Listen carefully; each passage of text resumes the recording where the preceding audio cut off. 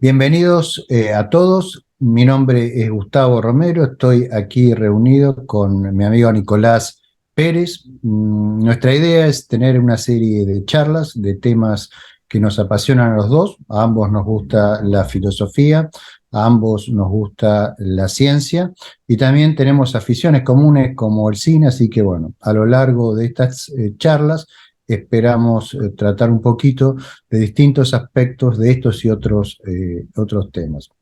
Para este primer diálogo, habíamos pensado hablar de un tema sobre el cual a ambos nos suelen preguntar bastante, un tema que no es muy popular en las universidades, o por lo menos en los departamentos de filosofía de las universidades actualmente, que es el tema del realismo. El realismo tiende a ser pensado como una construcción social, como, digamos, sinónimo de cientificismo. Decir que uno es realista a veces, digamos, parece ser una cosa mala. Bueno, vamos a charlar un poquito sobre qué es lo que cada uno entiende sobre el realismo. Así que sin más, le pregunto a Nicolás. Nicolás, ¿cuál es tu posición respecto al realismo? ¿Qué pensás del realismo? Bueno, ¿qué tal? Buenas noches, ¿cómo te va, Gustavo? Y como dijiste, bueno, estamos dispuestos a hablar algunas cuestiones que tienen que ver sobre matemáticas, sobre ciencia, sobre filosofía. Así que ojalá que les guste la propuesta a los que nos están escuchando. Bien, el tema del realismo es un tema, como dijiste vos, no es muy tocado, digamos, no es muy versionado en las universidades, bueno, en los cursos de filosofía. O se da por supuesto que es algo que se debe abandonar, que se debe como superar, digamos, ¿no? He escuchado mucho esta idea de superar el realismo como si fuera algo que ya está definido o consensuado entre los filósofos, y la verdad es que está lejos de ser eso, ¿no? El realismo sería la postura que indicaría que uno o el que sostiene esa postura piensa que hay una realidad externa al sujeto que permanece, digamos, allí si el sujeto desapareciera, ¿no? O sea, si es que nosotros se ocurre alguna catástrofe en la humanidad, bueno, las cosas que nosotros pensamos que existen como tal por sí mismas van a seguir estando. Y, La por idea de que supuesto, la idea de que el mundo va un poco más y allá de sí, nosotros, ¿no? Que exacto. abarca otras cosas además de nosotros mismos. Y esa postura ha sido, bueno, aceptada en algún momento de la historia de la filosofía, pero muchas veces también intentado, ha sido intentada dejarla de lado o refutarla ya desde el comienzo de la filosofía con los sofistas, ¿no? Con los sofistas que negaban quizás la posibilidad de que existiera algo distinto al sujeto, este, que en este caso somos nosotros. Eh, Ahora, ser realista, en este caso, implica creer que existe un mundo independientemente del sujeto, pero eh, uno tiene que pensar en qué área de la filosofía o en qué porción, digamos, de las disciplinas filosóficas uno es realista, porque no necesariamente si uno se declara como realista, se declara realista en todas las disciplinas en las cuales se puede tener la postura, ¿no? En ese sentido, creo que se podría hacer la diferencia. Sí, por ejemplo, yo soy físico y trabajo permanentemente con teorías físicas. Yo pienso que las teorías físicas son realistas en el sentido de que intentan representar algunos aspectos de la realidad. Pero eso no quiere decir que necesariamente todo elemento que aparece en una teoría física tenga un correlato real. Por ejemplo, por decir algo, ¿no? En la mecánica cuántica aparecen un montón de cosas. Aparecen sistemas cuánticos que esperamos que estén en el mundo real porque los podemos detectar con nuestros instrumentos, pero también en la teoría aparecen un montón de otras cosas. Aparecen números, aparecen funciones, la famosa función de onda de la mecánica cuántica y muchas otras cosas que no necesariamente uno espera que tengan un correlato con la realidad. Entonces, el realismo es selectivo, no es que uno por ser realista piensa que todo el elemento de un lenguaje que está usando para describir la realidad tiene un correlato en esa realidad, ¿no? Exactamente. Y además, fuera, digamos, del ámbito de la filosofía, de las ciencias particulares, también se puede ser realista, por ejemplo, en ética o en filosofía de la moral, o se puede ser realista en otros ámbitos como estética, y otras cuestiones que tienen que ver con algo parecido a eso, y no necesariamente uno por ser realista, por ejemplo, con la filosofía de las ciencias físicas o de la biología o de la química, necesariamente vaya a ser realista, por ejemplo, en ética o en filosofía de la moral. Y en este caso, me parece que compartimos la idea de que no somos realistas en esas áreas.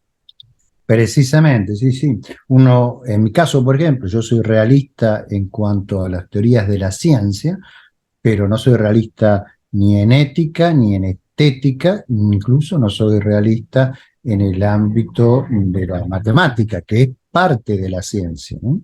Soy Exactamente. realista en cuanto a las ciencias fácticas, aquellas ciencias que pretenden representar las cosas que ocurren en el mundo y con las cuales de alguna manera nosotros, los seres humanos, podemos interactuar, aunque sea en principio. Podríamos, como para delimitar el término de realismo, podríamos hacer una especie de definición o de apuntar a circunscribir el realismo a ciertos conceptos que nos van a ayudar a separar los realismos que estamos diciendo. Dale. Cuando decimos que somos realistas en, digamos, en la filosofía que tiene que ver con las ciencias físicas y en ese campo, no todo lo que aparece en las teorías aceptamos como tal, como que forman parte de la realidad, sino que algunos de los componentes sí y otros no. Estamos hablando en este caso de la realidad como un concepto que engloba a lo que se llaman los objetos reales o los objetos materiales, digamos en este caso, que sería para intentar pensar lo que es la materia por un lado y la realidad por el otro, siendo ambos conceptos. Sin embargo, sus referentes son objetos a los cuales consideramos objetos reales, ¿no? Entonces, en este sentido, un objeto real, ¿cómo podrías definirlo? Y para mí un objeto real es un objeto que de alguna manera interactúa con otro objeto produciéndole cambios. O sea, las cosas que existen tienen la capacidad de manifestarse de alguna manera. No se puede simplemente existir, o sea, existir y nada más. Se existe siendo de alguna manera. Ese ser de alguna manera es lo que se llaman propiedades. Y las propiedades, digamos, que son las formas de ser de esos objetos que existen, tienen la capacidad a veces de producir cambios, o sea, modificaciones en las propiedades de otras cosas. Entonces, para mí algo es real si tiene la capacidad de interactuar con al menos otra cosa y en el proceso sufrir algún cambio. Claro, Es una entonces idea un poco como la de los presocráticos, ¿no? Que veían en el cambio algo esencial. Vos recordás que Heráclito sostenía que la única realidad que permanece es el cambio, ¿no? Ese permanente cambiar es lo que diferencia a lo que es concreto, a lo que se manifiesta, diríamos nosotros hoy contemporáneamente, en el espacio-tiempo, o en el espacio y en el tiempo, de lo que es una mera idea, una mera cosa que está en nuestra imaginación y que no cambia a menos que nosotros cambiemos nuestra forma de pensar. claro, entonces en ese sentido es que podemos hacer la diferencia entre el realismo, por ejemplo, en las ciencias físicas, ciencias naturales, y el realismo en, por ejemplo, en el ámbito de la moral, en donde estamos pensando justamente ahí conceptos como el bien, el mal, la justicia y otros conceptos parecidos, y lo mismo podemos hablar de la matemática, ¿no? En donde también suponemos, vamos a suponer ahora, después definiremos la postura, que estamos pensando objetos conceptuales. Entonces, si son objetos conceptuales, tanto el bien, el mal y, por ejemplo, los números, las funciones y demás en matemática, entonces esos objetos no serían clasificados como objetos reales porque no pueden cambiar y no pueden modificar a otros objetos y eso los aleja, digamos, de la categoría de real. Y entonces, en ese sentido, para ser coherentes, no podemos seguir siendo realistas en ese ámbito porque los conceptos que estamos pensando no son reales, no pueden cambiar y no pueden afectar a otros en el cambio. Sí, yo entiendo que eso es así. Si nosotros nos consideramos a una persona, podemos determinar un montón de aspectos de esa persona que van a ser propiedades. Podemos ver cuán alta es la persona, cuál es su masa corporal, podemos ver cuál es su densidad, podemos digamos, medir un montón de propiedades de la misma, su constitución química, etcétera. Pero no va a haber ningún tipo de medición que podamos hacer que nos diga si esa persona es buena, si esa persona es gentil, si esa persona es mala, etcétera. Eso va a depender siempre de un cierto sistema de valoración, ¿no? Que va a su vez tener que ser fijado por alguna otra persona. Entonces, el carácter moral de esa persona no es algo que va a estar en la persona en sí, sino es algo que nosotros le vamos a atribuir de acuerdo a una cierta codificación que hayamos hecho al comportamiento manifiesto de esa persona. Y otro código moral podrá ser una asignación de valores distintos. Ahora, los valores en sí, el bien, el mal, digamos, la capacidad de ser gentil, etcétera, no son cosas en sí, son ideas, digamos, son abstracciones que nosotros hacemos de comportamientos que de alguna forma calificamos como positivos en un cierto sistema de valoración que es el que hemos elegido. Entonces, en este sentido, y ya para entrar un poco en la cuestión de las matemáticas, ¿no? Creemos que también en las matemáticas hay conceptos, hay objetos que pueden ser, digamos, estar dentro de la categoría de objetos no reales. Claro que eso requiere una discusión y requiere toda una posición. Pero si es así, entonces el realismo en matemática implicaría la creencia en que los objetos matemáticos serían reales, o sea, formarían parte de la realidad que nosotros estamos diciendo que existe independientemente del sujeto. A esa posición en matemáticas se le conoce como realismo matemático, y que una de las versiones más conocidas en la historia de la filosofía es lo que se llama el platonismo, ¿no? La idea de que los objetos matemáticos existen en una realidad independiente, una realidad que no es aquella que nosotros estamos como experimentando por medio de los sentidos, sino que están en otro plano de existencia y que tienen una superioridad con respecto a la existencia de tipo sensible, ¿no? Ese platonismo, entonces, sería como la postura más vieja y más antigua, y extrañamente, y eso me gustaría charlarlo con vos, extrañamente los grandes matemáticos de la historia han sido platónicos, ¿no? O sea, incluso hoy en día hay un Roger Penrose, por ejemplo, se considera platónico, y vamos a ver cuál es el razonamiento que está detrás. Pero parece extraño, ¿no? Parece, por lo menos a nosotros nos parece extraño que esos grandes matemáticos tengan esa postura. ¿Qué te parece a vos? ¿Cuál sería la idea o la razón detrás de esto de que seduce tanto el platonismo? Sí, lo que decís es muy cierto. O sea, por mi trabajo como físico, yo tengo mucho trato con matemáticos, y en general la mayor parte de los matemáticos que he conocido son platónicos. O sea, creen en la existencia de objetos matemáticos independientemente de la acción de la mente humana. Creen que los objetos matemáticos se descubren, ¿sí? No que se inventan. Y yo creo que hay muy fuertes razones psicológicas detrás de esa posición. O sea, el matemático muchas veces cuando no hace, o sea, el matemático en general no hace filosofía, lo que hace es matemática. Y trata de buscar implicaciones que son extremadamente complejas de ciertos postulados que distan de ser obvias esas implicaciones.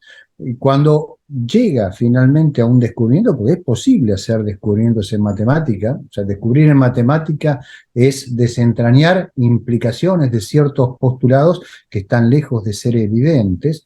El matemático, digamos, tiene una sensación que es similar a la que tiene el astrónomo cuando descubre un nuevo planeta, o a la que tiene el físico cuando descubre una nueva partícula, o a la que tiene un biólogo cuando descubre una nueva especie. Y yo creo que detrás de esa sensación que es psicológica y de una falta de análisis epistémico, es que surge esa idea de que el objeto matemático estaba ahí a la espera de ser descubierto. Como vos decís, grandes matemáticos, por ejemplo, Gödel era profundamente platónico, ¿no? Gödel, además de matemático, probablemente el lógico más importante desde Aristóteles que ha existido. Y hoy por hoy, no solo Roger Penrose, físico-matemáticos muy conocidos como Max Tegmark, tiene una posición en matemática que básicamente sostiene que no solo los objetos matemáticos son reales, sino que esencialmente lo único que existe en el universo son objetos matemáticos, ¿no? O sea que es una especie de absolutismo matemático. En mi opinión, esto es digamos, la motivación última para esta posición es psicológica. A gente que dedica su vida al estudio de las matemáticas, les es psicológicamente muy oneroso pensar que simplemente lo que está investigando son las consecuencias de ciertos postulados formales que se han realizado. Ahora, también es cierto que ha habido grandes matemáticos que han tenido muy claro que el hacer matemática es seguir rigurosamente ciertas reglas que son establecidas, reglas de formación de objetos matemáticos. Podemos mencionar quizás al más grande matemático del siglo XX, que en mi opinión fue David Hilbert, ¿no? Eh, yo creo también que hay esa falta de análisis filosófico hace que uno tenga la tesis general, me parece a mí, que es falsa, con la idea esta de que la referencia de un lenguaje, y sobre todo de un lenguaje tan preciso como el matemático, implica necesariamente que exista el referente, digamos, al cual está apuntando ese lenguaje, ¿no? La idea está de que si yo puedo hablar con propiedad de algo y que incluso puedo discutir y debatir con otros sobre sus características, me da la idea de que eso que estoy hablando debe existir, porque si no, por mor de fuerza de la existencia, yo puedo hablar, digamos, porque sería como hablar de algo y de que no existe, y si no existe, ¿de qué estoy hablando? Entonces, esta idea de que el lenguaje de algún modo configura o te hace pensar de que hay cosas que están en realidad porque yo lo descubro por medio del lenguaje, también me parece que es falta de análisis filosófico, aunque no hay que culparlos tanto, porque desde un punto de vista filosófico, se ha tardado demasiado en llegar a la idea contraria, ¿no? O sea, incluso recuerdo las consideraciones de Meinong, por ejemplo, cuando hablaba de aquellos referentes que si bien no pueden existir porque son contradictorios, pero sí, dice Meinong, subsisten, o sea, poniéndole alguna categoría intermedia entre la existencia y la no existencia, por no abandonar esa idea de que siempre que hablemos con referencia, mejor dicho, con este sentido de algo, no necesariamente tiene que tener un referente real. Y esa falta, me parece a mí, de análisis filosófico, que se empieza a hacer más patente en el siglo XIX y sobre todo en el siglo XX, también ha llevado a muchos matemáticos a coincidir con esta cuestión de que si estoy hablando de un modo significativo es que de lo cual estoy hablando debe existir, ¿no? Dios también se cuela por ahí. Sí, exactamente. O sea, es lo que yo llamaría el prejuicio del sujeto, que yo pueda usar un cierto sustantivo como sujeto de una oración, instintivamente me lleva a presuponer la existencia del objeto que denota ese sujeto. Por ejemplo, puedo hablar significativamente del amor. Entonces, el amor es muy deseable y es algo bueno. Bueno, como es sujeto de una oración y le puedo asignar un predicado, uno tiene una tendencia a tratar el amor como si fuese una cosa, a reificarlo, ¿no? A transformarlo en una cosa. Y en el fondo eso es el origen del platonismo, de la creencia de que las ideas abstractas pueden también existir en un plano, en un cierto plano diferente de aquel en el cual existen los objetos concretos o materiales. Ahora, en el caso de los matemáticos, que es lo que nos está ocupando, la cuestión es un poquito más compleja. ¿Por qué? Porque Es posible, como bien lo demostró Bertrand Russell a través de una serie de análisis, pero que están muy bien expresados en su famoso artículo de 1905 On Denoting, sobre la denotación, ¿no? Russell dice, bueno, yo puedo hablar de cosas que no existen claramente. Puedo hablar, por ejemplo, del actual rey de Francia, ¿no? Una época en la cual el rey de Francia no existe. Él lo que señala es que es posible eliminar esa forma gramatical con esa aparente implicación ontológica con el sujeto, o sea, ese compromiso con la existencia del sujeto, simplemente haciendo una traducción a un lenguaje más exacto, que es el lenguaje de la lógica. Entonces, por ejemplo, Russell se pregunta por la oración, el actual rey de Francia dictaminó una nueva ley. El actual rey de Francia no existe. Entonces, ¿cómo puede ser que yo pueda referirme a él? Lo que dice Russell es que puedo transformar esa oración en una oración que sea de la forma siguiente. Existe un X, tal que X es el actual rey de Francia, y ese X dictaminó una nueva ley. Ahora, cuando analizo en el mundo real, veo que no hay ninguna X que satisfaga, ningún valor de X que satisfaga esa oración y le dé un valor de verdad. Entonces, concluyo que no hay ningún rey de Francia, que el dominio de la variable ligada al cuantificador existencial que aparece en la oración es vacío. Entonces, con eso Russell lo que muestra es que es posible hablar acerca de objetos inexistentes como si fuesen existentes en el lenguaje común, en el lenguaje ordinario, pero cuando hacemos una traducción a un lenguaje lógico, esa implicación desaparece. Ahora bien, hablábamos de los matemáticos. ¿Por qué los matemáticos tienen este problema tan serio de aceptar que los objetos de los que tratan no existen en el mundo real? Yo creo que es por lo siguiente: si uno trata de hacer una sustitución a la Russell de un enunciado matemático extraordinariamente sencillo, por ejemplo, existe un número tal que está entre el número 2 y el número 4, y ese número es un número natural, ¿sí? El dominio de cuantificación de eso no es vacío, es el número 3. Entonces, si yo digo existe el número 3 y luego lo trato de transformar, o existe un número 3 que es mayor que el número 2 y menor que el número 4, y lo traduzco a un lenguaje lógico, sigo cuantificando sobre el número 3. Entonces, eso parecería comprometerme con la existencia del número 3. Y yo creo que ahí el problema está en que lo que uno está haciendo en ese caso es extender el uso del cuantificador lógico más allá del ámbito de la lógica, más allá del ámbito de los lenguajes formalizables, a el ámbito de la filosofía y de la ontología, que es diferente, ¿sí?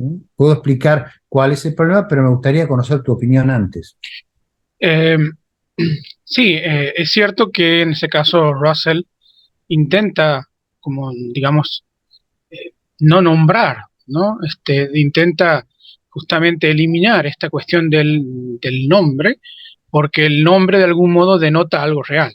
Entonces podemos trasladar esa denotación del nombre simplemente a una fórmula en donde haya cuantificadores y predicados y nada más. Y no estoy nombrando nada y con eso no me comprometo ontológicamente. En el caso que me dices de la matemática, claro, ahí digo existe algo, está aquí. Y aquí creo que está la cuestión, que es que a veces los mismos matemáticos o los mismos filósofos intentan pensar digamos, un concepto de existencia que es un concepto que es único y que se lo aplican a todos los entes o a todos los conceptos o a todos los objetos que existen para ellos supuestamente en todos lados. Entonces, creo que el problema está en no poder diferenciar como matices en el concepto de existencia, ¿no? Porque yo podría hablar de existencia, pero eso no me obliga a hablar de existencia real. puedo hablar de existencia en un sentido de que hay una especie de ser que está ahí, digamos, actuando, y eso yo le puedo decir que existe, porque tiene algún tipo de ser, porque si no estaría como esta cuestión un poco absurda de decir que no hablo de nada, que no estoy hablando de absolutamente nada, estoy hablando de algo y ese algo existe. Está bien, hasta ahí estamos de acuerdo, pero necesariamente porque yo diga que existe, implica una existencia real, o puede haber otros tipos de existencia que no sean reales, ¿no? Que sería la postura de algunos filósofos, que es la idea de que, bueno, podemos hablar de distintos tipos de existencia. Entonces, una cosa es la existencia del número 3 y otra cosa es la existencia de mi tía. Son cosas muy distintas. Una cosa es mi tía, otra cosa es el número 3. Ambas cosas existen, pero una cosa tiene existencia real y otra cosa tiene existencia ficcional o conceptual.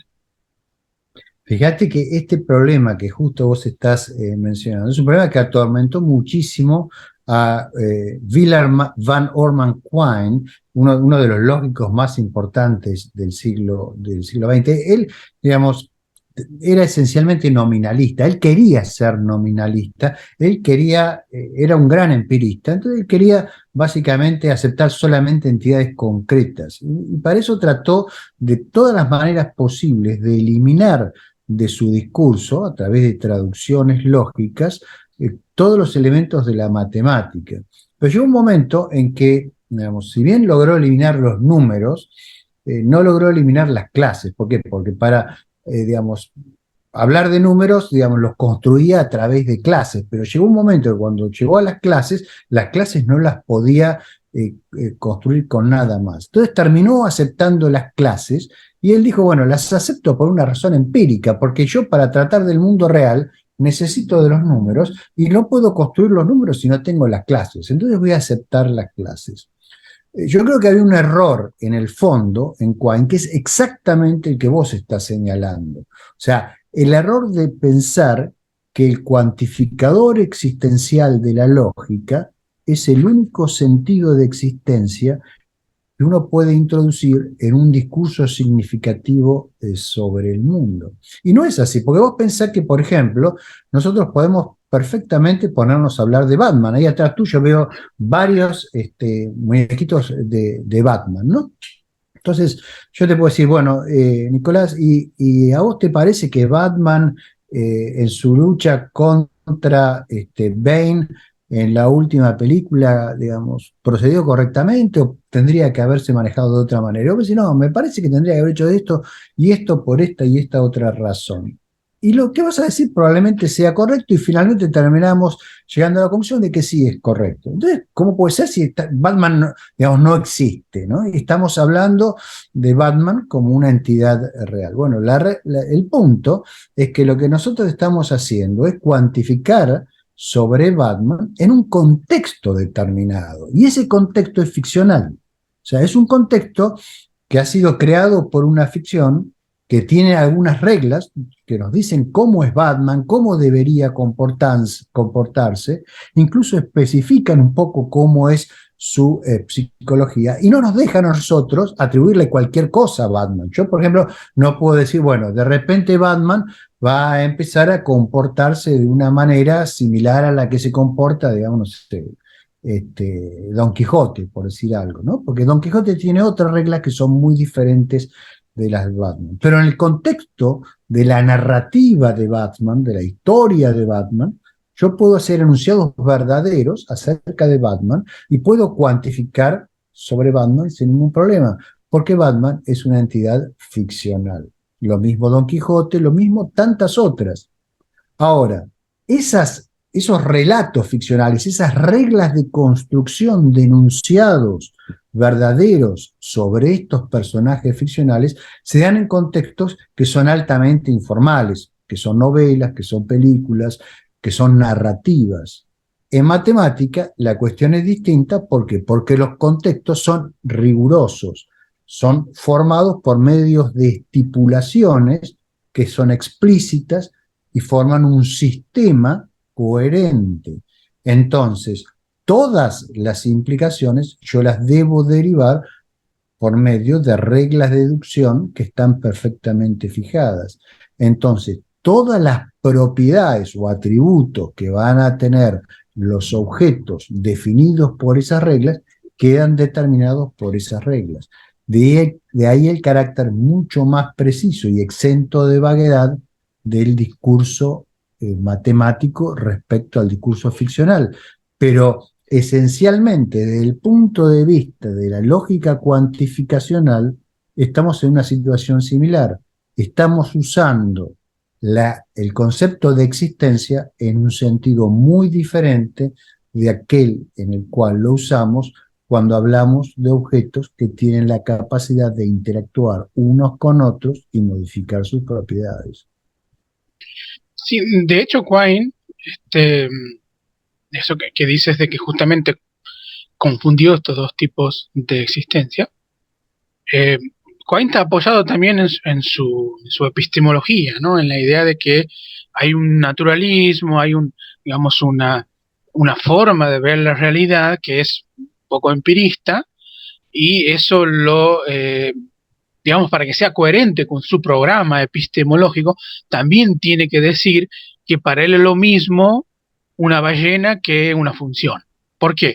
Y porque desde un punto de vista empirista, lo que estamos diciendo es que lo conocemos porque somos sujetos que tenemos un cerebro y que tenemos como estímulos que vienen de la realidad, y eso yo lo debo interpretar en una especie de teoría general, lo que él le llamaba el web of belief, ¿no? La red de creencia, y entonces el compromiso con esa red de creencia hace de que yo no pueda distinguir precisamente entre lo que es matemático y lo que es físico. Entonces, un poco creo que guiado por esto es que termina diciendo, un poco, me parece un poco absurdo, ¿no? La idea de que sea lo mismo una ballena que una función.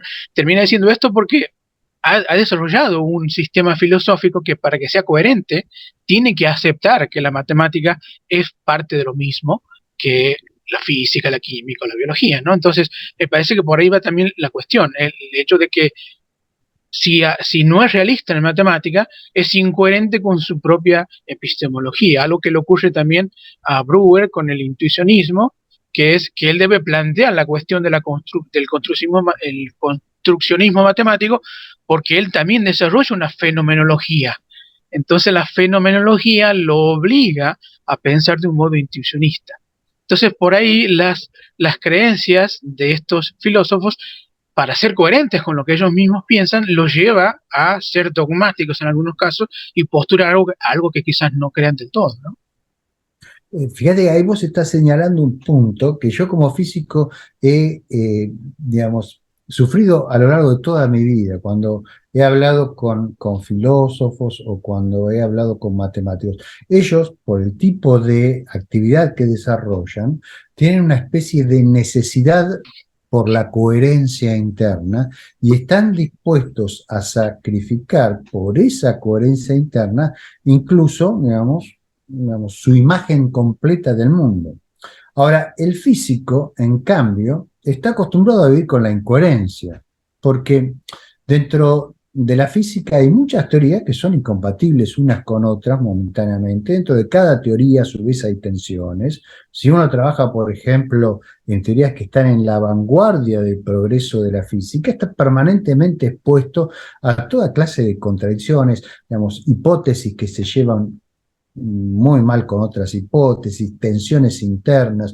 Por ejemplo, yo trabajo parte en cosmología. Cosmología es un campo que cambia permanentemente, las observaciones de repente nos bajan teorías, hay otras teorías que abarcan un ámbito que no son coherentes con lo que pasa en otro ámbito, son cosas muy dinámicas que van cambiando, y entonces el físico un poco está acostumbrado a vivir con esas contradicciones.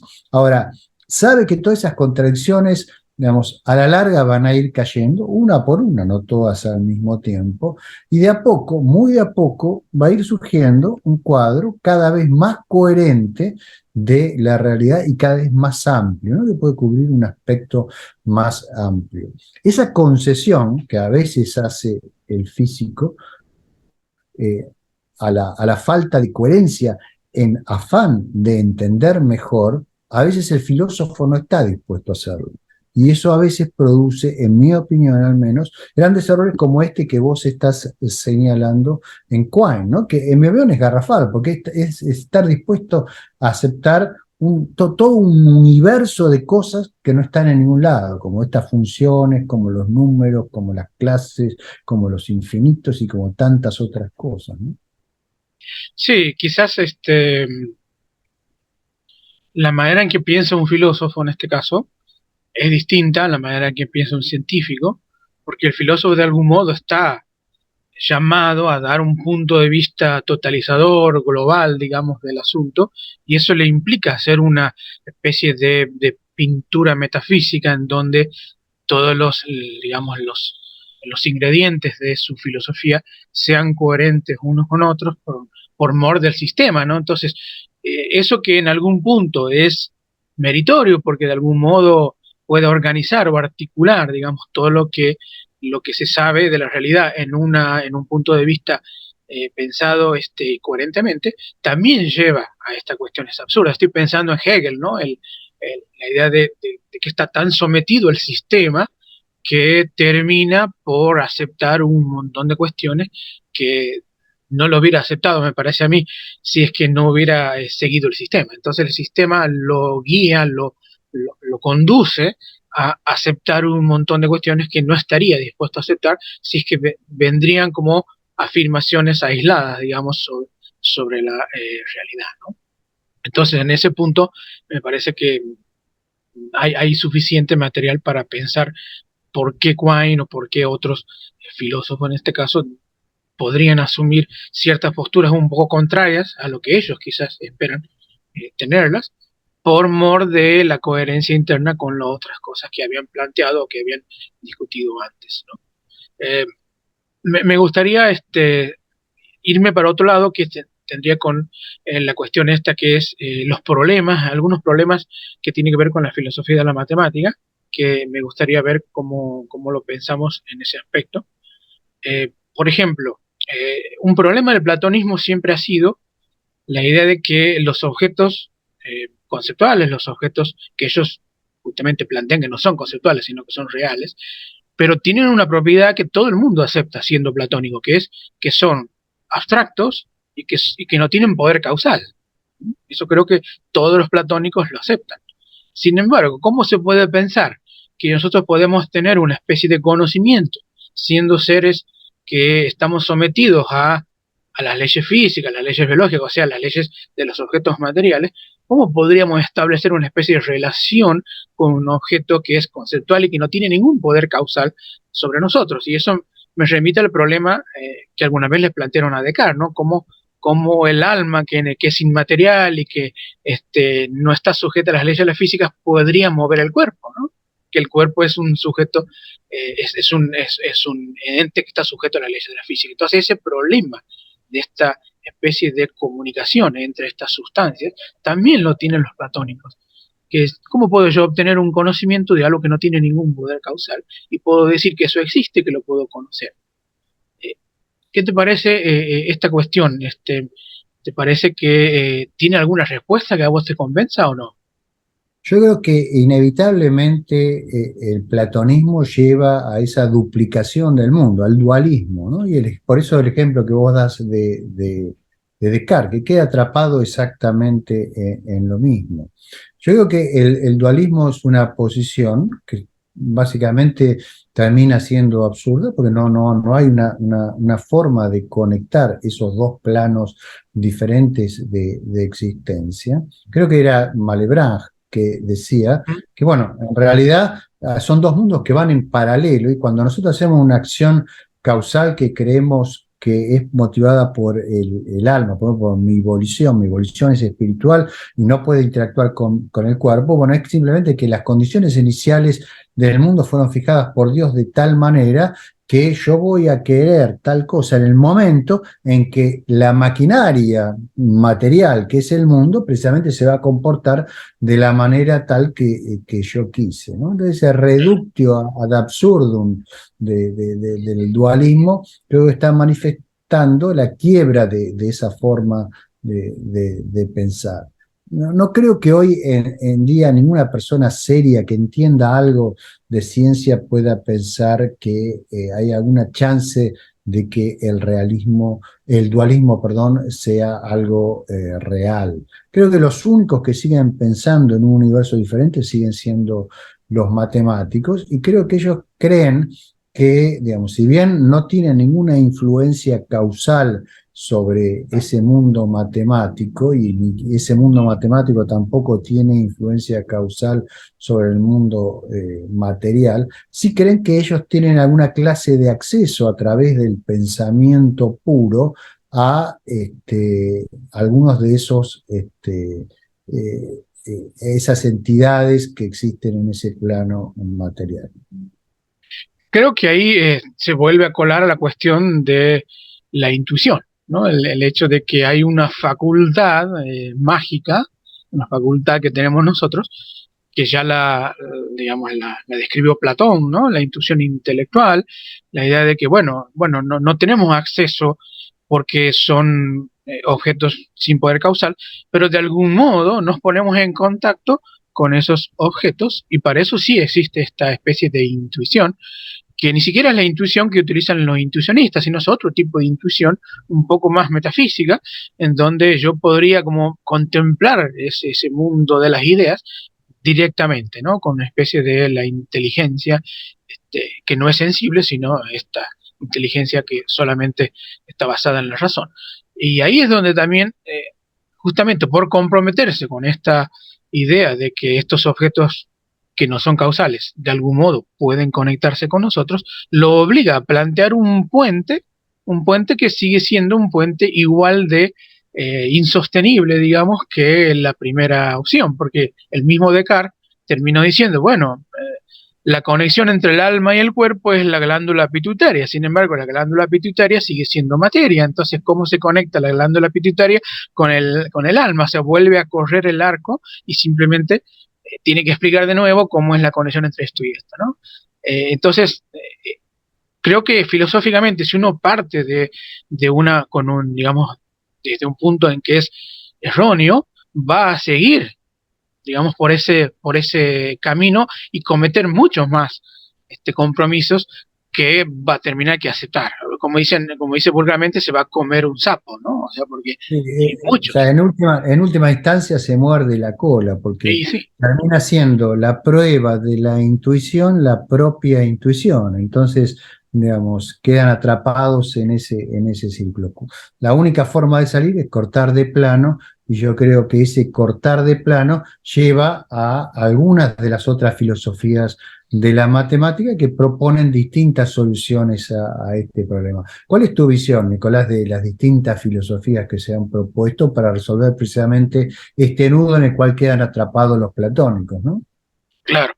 Entonces, eh, podremos pensar que hay una posición por defecto que es muy amplia y que está, digamos, en contra del realismo, que es lo que se llama nominalismo, ¿no? La idea de que los objetos matemáticos son solamente flatus vocis, digamos, algo que se puede nombrar, pero que no tiene una existencia real. Este nominalismo, que arranca desde la Edad Media para adelante, sin embargo, en el siglo XIX y en el siglo XX ha tenido otros representantes y se ha ido como desgranando en otras posturas un poco más detalladas, ¿no? Y este nominalismo yo lo podría encuadrar por lo menos en cuatro posturas, que no son todas, pero sí se me parecen las más importantes, que tiene que ver con un formalismo, o sea, la idea de que la matemática podría verse como un sistema simbólico, como un sistema puramente sintáctico,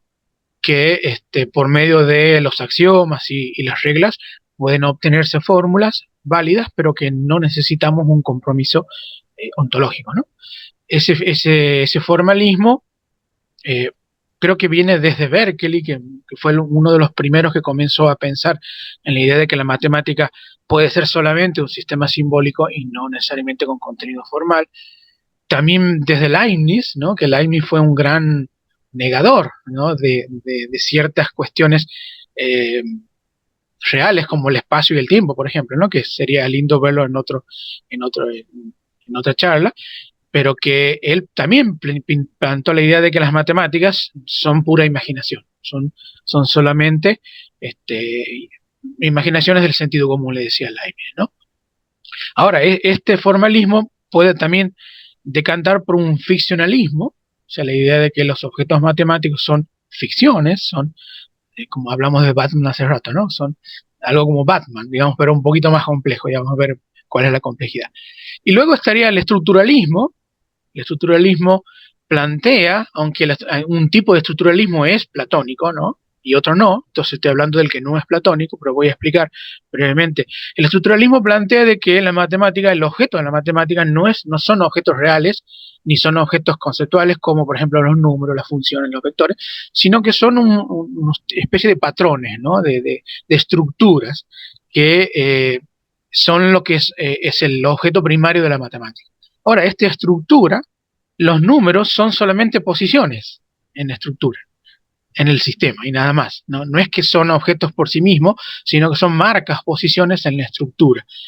Y este estructuralismo, el que es lo que se llama estructuralismo eliminativo, creo que Benacer Raff creo que está sosteniendo este tipo de estructura, se le llama estructuralismo sin estructura, porque de última termina diciendo que esa estructura es solamente parte de la ficción que nosotros le ponemos a la matemática. Y cuando la entendemos y hacemos todas las pruebas matemáticas, terminamos al fin del día diciendo, bueno, pero no existe la estructura, ¿no? Algo parecido a lo que dijo Wittgenstein, ¿no? Cuando dijo que su libro era solamente una escalera con la cual se podía llegar a ciertas, digamos, enunciados que parecían absurdos en el Tractatus y que después sabe que tirar la escalera. Aquí me parece que este estructuralismo eliminativo termina tirando la escalera igual que Wittgenstein. El otro estructuralismo es platónico, que cree que realmente existe una estructura en la realidad. El intuicionismo sería la tercera postura, que es la postura que dice que las matemáticas tienen como objeto, sí, a los números o a otros objetos que son dentro de las matemáticas, funciones y demás, pero solamente aquellos objetos que han sido construidos por una especie de mecanismo, digamos, intuitivo, ¿no? Un objeto que yo pudiera averiguar, verlo, por que sea autoevidente de que lo estoy construyendo y de que está existiendo. Entonces, no se comprometen con otros objetos que no están construidos, ¿no? Entonces, el intuicionista dice, es interesante porque el intuicionista termina diciendo que, por ejemplo, ¿no? Que el último, pi, por ejemplo, los decimales de pi, ¿cuántos son? Unos 10 millones, lo calculó la computadora. Pero el próximo decimal de pi, el platonista diría que existe, que ya está ahí, hay que descubrirlo. Pero el intuicionista diría, no existe hasta que yo lo construya, hasta que yo, como que lo haga nacer, digamos, como que el matemático haciendo una aparición de esos números, ¿no? Y el último sería el logicismo nominalista, el logicismo que se compromete con el programa de Frege, pero que le saca la cuestión platónica que tenía Frege, ¿no? La existencia de objetos reales, sino que se compromete solamente con, digamos, tratar de fundamentar la matemática en la lógica, pero sin compromiso platónico, por ejemplo, el programa de Russell y Whitehead en Principia de Matemática. Eso más o menos creo que podría cubrir, no todo, pero sí la gran parte de estas corrientes que no son realistas. Sí, yo creo que es impecable el resumen que has hecho de las distintas posiciones, digamos, en filosofía de la matemática. Simplemente voy a hacer unos poquitos comentarios, ¿no? Sobre esas posiciones. En el caso del intuicionismo, yo creo que pagan un precio muy, muy grande por la idea de que todo objeto matemático debe ser necesariamente construido sobre bases de intuiciones aprehensibles por cualquiera, y es que tienen que renunciar a montones de ramas de la matemática que son de extrema utilidad, por ejemplo, a todo el infinito, ¿no? El infinito no puede ser construido por ninguna regla de construcción finita que pueda ser puesta en práctica y por lo tanto el intuicionista en última instancia renuncia al infinito, a lo cual por supuesto se resistieron grandes matemáticos como Hilbert, ¿no? Hilbert dijo: nadie nos va a expulsar Paraíso. del paraíso de Cantor, ¿no? El paraíso que nos entregó Cantor. Y tenía muchísima razón, porque los usos del infinito, de las matemáticas del infinito, digamos, son muy grandes y han aportado mucho a la matemática y a la aplicación de la matemática a otros campos. Por eso yo creo que de todas estas corrientes que vos has mencionado, quizás hoy el intuicionismo es digamos, la que menos seguidores puede llegar a tener. El logicismo también, yo creo, ha entrado en decadencia después de la monumental obra de Russell y Whitehead, Principia Matemática. En mi opinión, hay una falla fundamental en el logicismo, o sea, en la idea de que las matemáticas se pueden construir estrictamente sobre la lógica y con nada más que la lógica. Y en mi opinión la razón es la siguiente, o sea, la lógica es sintaxis pura, como en algún momento creo que vos mencionaste. Eso quiere decir que son reglas de construcción de enunciados y básicamente reglas de cómo deducir enunciados a partir de otros enunciados. Ahora, utilizando principios logicistas, es imposible llegar a las matemáticas por una razón muy sencilla. Las matemáticas tienen una dimensión semántica. O sea, en la matemática hay referencias. Cuando yo digo, por ejemplo, un espacio de Hilbert, vos sabés a qué me estoy refiriendo. Me estoy refiriendo a algo que no es puramente sintáctico. Me estoy refiriendo a algo que tiene un significado. Y que tenga un significado quiere decir que tiene una referencia, pero también que tiene un sentido. Entonces, la matemática tiene una dimensión semántica que no tiene la lógica. O sea, en la lógica, digamos, es imposible hablar de significados, no hay significados lógicos, lo que hay son construcciones lógicas, porque la lógica es sintaxis pura. Entonces, ese salto de la lógica a la matemática requiere agregar una dimensión, que es la dimensión semántica. Y eso se entendió muy bien a partir, yo creo, de la mitad de los años 30 en adelante, y sobre todo a partir de que Gödel desarrollase sus teoremas de incompletitud, ¿no es cierto?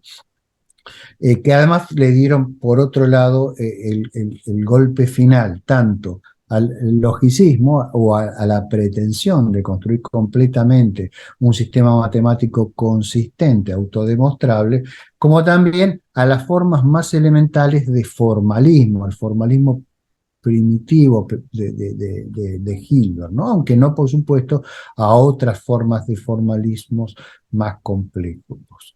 En mi opinión, la aproximación más digamos, conveniente a estos problemas viene de formas de formalismo más sofisticadas que pueden extenderse a una dimensión semántica, que tienen en cuenta que la matemática es un lenguaje artificial muy complejo, con su propia estructura, con sus reglas de formación, con sus reglas de asignación semántica, y cuyas referencias son esencialmente referencias ficcionales, porque es un contexto ficcional, es un contexto creado por los seres humanos que no existiría si no existiesen los seres humanos. Es muy diferente del contexto ficcional creado por una novela, porque es extremadamente riguroso, las reglas de formación son rigurosas. En una novela, por ejemplo, si yo te pregunto sobre alguna característica de Don Quijote, bueno, vamos a empezar a especular, y quizás esto sea consistente con el comportamiento de Don Quijote en la novela canónica, que es la que fija la novela de Cervantes, que es la que fija el comportamiento de Don Quijote. Bueno, podemos discutir si es consistente o no, va a haber cierta vaguedad, cierta ambigüedad ahí, de la cual está exento el lenguaje matemático, porque las reglas de formación son estrictas, ¿no? Y esa es precisamente la razón por la cual usamos en ciencia el lenguaje matemático. Lo usamos porque está exento de esa vaguedad que tiene el lenguaje ordinario y nos permite hablar con mucha más precisión de las cosas que suceden en el mundo, nos permite utilizar un lenguaje cuantitativo, ¿no? Eso tiene sus ventajas, pero también, quizá lo podemos charlar en otra oportunidad, tiene sus desventajas, ¿no? Eso que decís de la matemática, o sea, del fracaso del logicismo, eh, básicamente tiene que ver con que, además de lo que dijiste, que Frege tuvo que pasar de un lenguaje simbólico a un lenguaje semántico, y para eso tuvo que hacer una especie de parafraseo de la matemática, y al parafrasear la matemática se va a colar un montón de términos que al mismo Frege se le van a escapar, y de hecho se le escapó. Y al escaparse esos términos es que Russell obtuvo la paradoja. Entonces, Exacto. esa peligrosidad de intentar pensar un lenguaje puramente, en este caso, abstracto y simbólico, parafrasearlo con un lenguaje lógico que incluye una serie de términos que a veces pueden estar bien definidos, pero a veces no, justamente es peligroso porque lleva a estas contradicciones que encontró Russell, ¿no? Entonces, eh, si hablamos de la lógica como pura sintaxis, si hablamos de la matemática como sintaxis más una semántica que tiene, porque la matemática habla de algo, no es que es puro símbolo, sin referente, y hablamos de la ciencia, ¿no? Con también un contenido semántico, un contenido de términos primitivos. Quizás la diferencia sería, ahí estoy pensando en que la matemática tiene una base lógica, porque es justamente, la lógica es justamente una serie de relaciones entre enunciados que deben cumplirse, y la base de la matemática es la lógica, en este caso, sobre todo en las matemáticas más primitivas, pero la matemática no puede aplicarse directamente a la realidad porque la matemática no habla de la realidad, o sea, habla de una serie de referentes que son conceptuales. Entonces, a veces me parece a mí que el problema está en plantear mal la pregunta, porque a veces la pregunta se hace como, ¿cómo la matemática se aplica a la realidad? ¿Cómo puede ser que si la matemática, los términos matemáticos no existen, puedan aplicarse a la realidad? Y creo que la respuesta es que no se aplican a la realidad. Se aplican a una teoría científica, que la teoría científica sí contiene referentes reales dentro de esa teoría, pero que no son los referentes matemáticos. Lo que hace la matemática es articular un lenguaje mucho más preciso y mucho más claro para expresar los enunciados de la teoría, pero que los enunciados de la teoría tienen sus propios términos primitivos que sí son referentes de objetos reales. Entonces, la matemática creo que no se aplica a la realidad, se aplica a una teoría científica, y esta a su vez, la teoría científica sí se aplica a la realidad. Estoy totalmente de acuerdo en esto último que señalás, Nicolás. En particular me gustaría a mí enfatizar un punto que a veces, digamos, lleva a confusión a los físicos y también a los lectores de divulgación de libros de físicos. En algún momento tendríamos que charlar un poquito sobre los muchos malentendidos que los físicos adeptos a la filosofía incluyen en sus libros y confunden a la gente. Pero bueno, muchas veces uno lee en libros de divulgación que la realidad es matemática, ¿no? Que el universo es matemático, que el universo se comporta matemáticamente. Una idea que viene de los pitagóricos, que la encontramos en Copérnico, era muy popular durante el Renacimiento, pero creo que es una idea esencialmente equivocada. El mundo no es matemático. Lo que es matemática es nuestra forma de pensar sobre el mundo, como vos estabas señalando. Lo que hacemos es usar estos lenguajes artificiales, estos lenguajes que tienen dimensión semántica y dimensión sintáctica, que son exactos, para pensar sobre el mundo de una manera que también es exacta y por lo tanto lo más exenta de vaguedad que es posible. Una teoría física no es una teoría matemática. Una teoría física es una teoría que utiliza matemática en muchas ocasiones para representar de la manera más precisa posible algunos mecanismos que se cree que operan en el mundo y para hacer predicciones también precisas y contrastables sobre esos mecanismos. No sé qué te parece, Nicolás, si ya vamos cerrando esta charla, que te digo que para mí ha estado muy instructiva e interesante y muy agradable además, tratando de definir una posición que creo que más o menos los dos compartimos, ¿no? Que es lo que podríamos llamar un ficcionalismo formalista, ¿sí? ¿Querés vos comentar un poco qué es lo que vos entendés por un ficcionalismo formalista? Bien, básicamente lo que pienso es que defendemos la idea de que los objetos matemáticos son ficciones, ¿no? Son, son es un objeto que depende de una mente o depende de un cerebro, de un sistema cerebral para que existan, ¿no? O sea, que es lo que se llama en inglés mind dependent, ¿no? O sea, que dependen de que haya seres humanos que piensen estas cuestiones. Sin estos seres humanos no existen por sí mismos, ¿no? Son ficciones igual que Batman. Ahora, ¿en qué se diferenciarían de Batman? En que Batman es una ficción, pero que está dentro de una obra que, como bien decía hace rato, no tiene reglas de formación rigurosas, ¿no? En cambio, los objetos matemáticos están construidos de manera axiomática, de manera deductiva dentro de un sistema, entonces podríamos llamarlo que son como constructos, ¿no? Para no usar la palabra de los intuicionistas, que son construcciones, pero vamos a llamarlo constructos, que son algo que está definido rigurosamente. Sí, Entonces, yo lo estos llamo artefactos conceptuales. artefactos conceptuales, bien. Entonces ahí tenemos dos propuestas, o son constructos o son artefactos conceptuales. Entonces, una vez que nosotros entendemos que son o artefactos conceptuales o son constructos, eh, otro tema que me gustaría, ahí lo menciono rápidamente, es lo siguiente, ¿no? Que a veces se utiliza la palabra verdad como se utiliza la palabra existencia de una sola manera. Entonces se confunden un montón de tipos de verdades. Y aquí es interesante esto porque un enunciado matemático es verdadero en un sentido muy distinto a que es verdadero un enunciado en las ciencias o en biología o en química, ¿no? Porque se trata de verdades distintas. Entonces, decir que un enunciado dentro de la matemática es verdadero es porque se puede deducir en el sistema, que cumple con las reglas del sistema y como en ese sentido, un tanto tarskiano, ¿no?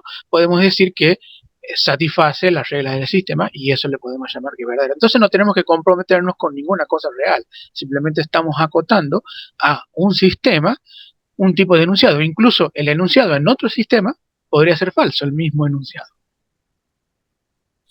Totalmente de acuerdo. Es muy importante enfatizar que el concepto de verdad no tiene por qué ser el mismo en ciencia fáctica que en el área de las matemáticas, ya que las matemáticas son ficciones, ¿no? Entonces tienen sus propias reglas para asignar verdad a los enunciados. Que como vos bien has dicho, el matemático un enunciado es verdadero si se puede deducir de las premisas siguiendo las reglas de deducción del propio sistema formal. Ahora, ahí yo quisiera hacer una aclaración, porque hay un error muy común introducido por Wittgenstein en su Tractatus Logico-Philosophicus y que después fue muy divulgado por algunos de los miembros del Círculo de Viena, que es el siguiente. Está la idea de que los enunciados de la matemática son enunciados Tautológico. tautológicos.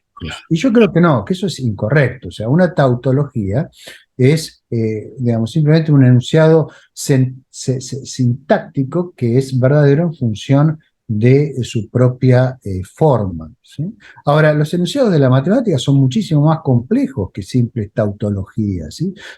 A veces para demostrar la verdad de un enunciado matemático tenemos que hacer deducciones muy, muy grandes a partir de las premisas, utilizando las reglas de formación, y eso excede largamente a una mera tautología, y muchas veces se introducen en las demostraciones elementos semánticos, y también puede haber demostraciones de la verdad de enunciados que son simplemente digamos, por contraejemplo, ¿no es cierto? O por reducción al absurdo. Entonces, no es cierto que los enunciados de la matemática necesariamente sean todos ellos tautológicos.